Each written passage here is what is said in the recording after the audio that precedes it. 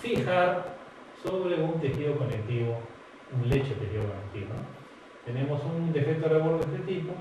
Ese defecto tiene que ser desepitelizado, cruentado, ¿no? Y el injerto, generalmente tomado de paladar, no siempre, pero generalmente tomado de paladar, es suturado a ese lecho cruentado, ese lecho que sea fileteado, que sea desepitelizado, que está sangrante, porque bueno, el injerto tiene que, si va a prender, uno de los factores muy importantes es la estabilidad, la fijación y la vascularización, ¿no? Ahora, este procedimiento de todos los tipos de injertos, digamos que es el que podríamos tener mayor tasa de fracasos.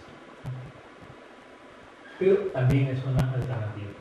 Y los procedimientos en bolsillo, que es un injerto que sí queda, injerto completamente sumergido bajo el colgajo. Uno de estos procedimientos es la técnica en rollo modificada para aumento del reborde. Entonces tenemos un injerto de tejido blando que sirve para aumentar el reborde, las dimensiones del reborde. Es un injerto que va a quedar completamente sumergido dentro del colgajo que se va a levantar, ¿no? Esta técnica fue primero propuesta por Abrams en los años 80, me parece, pero después, como todas las técnicas periodontal, como la mayoría de las técnicas periodontales, han sufrido modificaciones.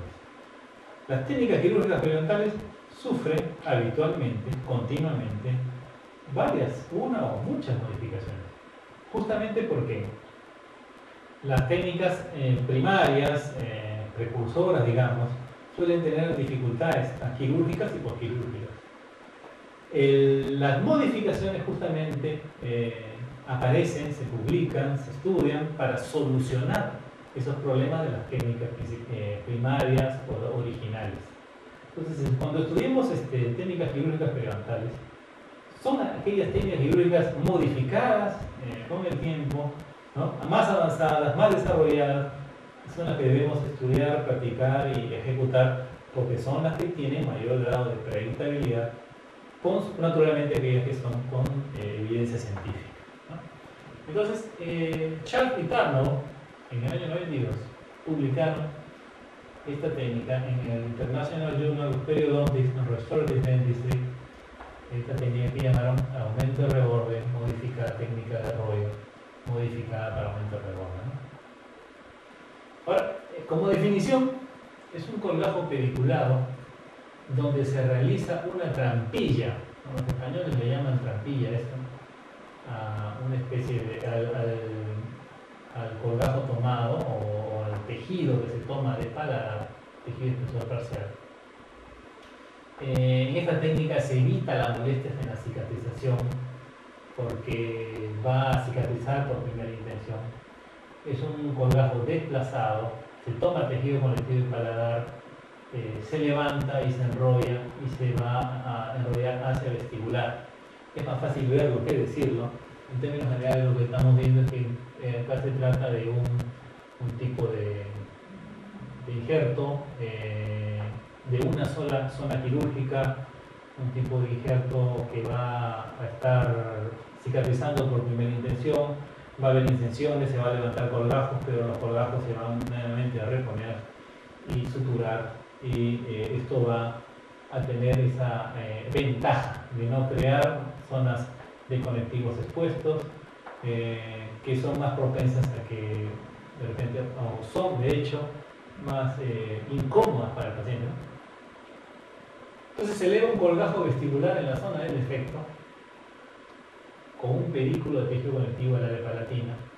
Este pedículo conectivo se repliega por debajo del colgajo vestibular, aumentando así su volumen, ¿no? Se toma injerto de tejido conectivo de paladar adyacente a la zona quirúrgica, la zona del reborde alveolar residual, se levanta, se enrolla y ese enrollado va a aumentar las dimensiones del reborde. La técnica quirúrgica requiere la preparación de un colgajo con un desplazamiento como pedículo. Es un procedimiento en bolsillo y si el injerto queda sumergido. La técnica que se ha modificado, o sea, el Tarnow, ¿no?, va a preservar la capa epitelizada en la zona ahora palatina. La zona palatina, que muchas veces anteriormente, en el caso de estas técnicas originales, quedaba expuesta, quedaba cruenta, ya no, con esta técnica se conserva la capa epitelizada. Está indicado para defectos de reborde, clase 1 de Seibert, ¿no?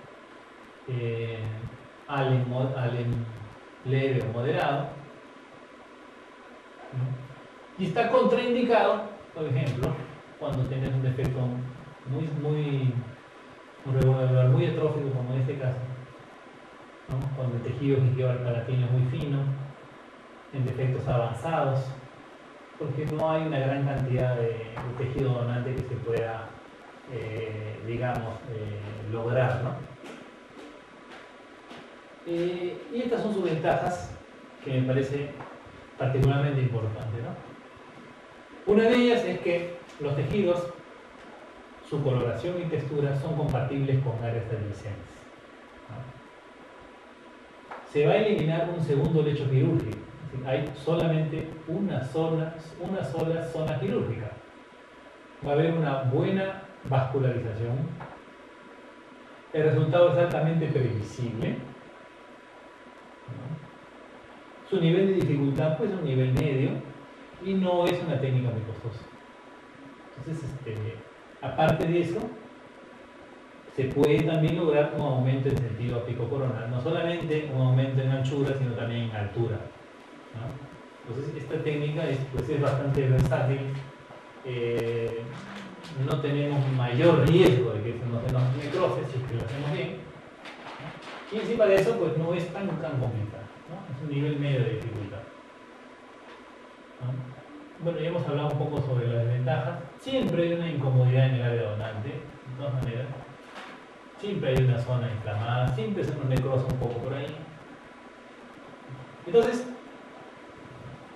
hemos estado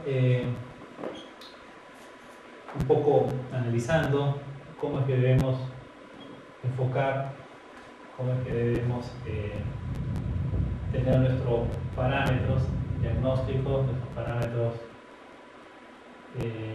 clínicos, nuestros enfoques terapéuticos para los casos de aumento de reborde, y seleccionar una de estas técnicas que tiene sus ventajas y que podemos nosotros aplicarla en casos específicos, como es el caso de defectos verticales, moderados o leves, de Seibert tipo 1, ¿no? O incluso tipo 2.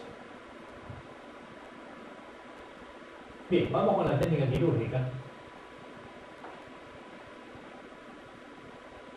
Bueno, la técnica consiste en hacer unas incisiones, ¿no?, a espesor parcial, levante el colgajo, tanto por vestibular como por palatino, ¿no? Ese tejido del paladar, ¿no?, es levantado, el tejido conectivo subepitelial, esta es la zona palatina, se va a desprender, se va a levantar, ¿no? Se va a también levantar colgajo en vestibular y todo este tejido se va a enrollar y se va a fijar hacia vestibular y luego se vuelve a suturar, ¿no? De esta manera logrando una ganancia de anchura mediante expensas de tejido blando, ¿no? Es un defecto, ¿sí? Tenemos un defecto horizontal de reborde, vertical también, digamos leve, moderado, hay que ver las medidas. Acá está el diseño de las incisiones, como si fuera una H.